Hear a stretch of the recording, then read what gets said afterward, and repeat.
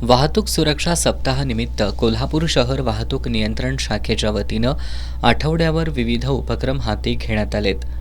आज शहर वाहतूक नियंत्रण शाखेच्या वतीनं वाहनधारकांकडून वाहतुकीच्या नियमांचं पालन व्हावं यासाठी आज जनजागृती रॅलीचं आयोजन करण्यात आलं होतं। या रॅलीचं उद्घाटन अप्पर पोलीस अधीक्षक जयश्री देसाई यांच्या प्रमुख उपस्थितीत झालं।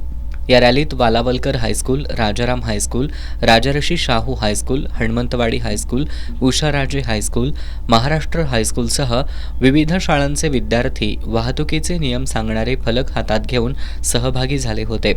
काही शाळकरी विद्यार्थी झांज पथक वाजवत या रॅलीमध्ये सहभागी झाले होते।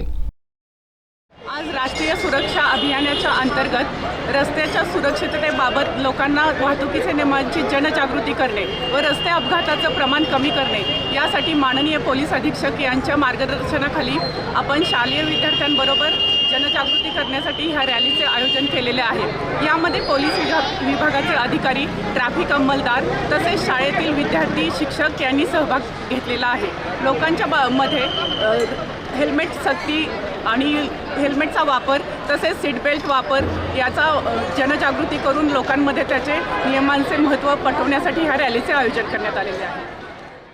भवानी मंडप, छत्रपती शिवाजी महाराज चौक, महापालिका चौक, भाऊसिंगजी रोड, CPR चौक मार्गे जैन बोर्डिंग इथं आल्यानंतर रॅलीची सांगता झाली।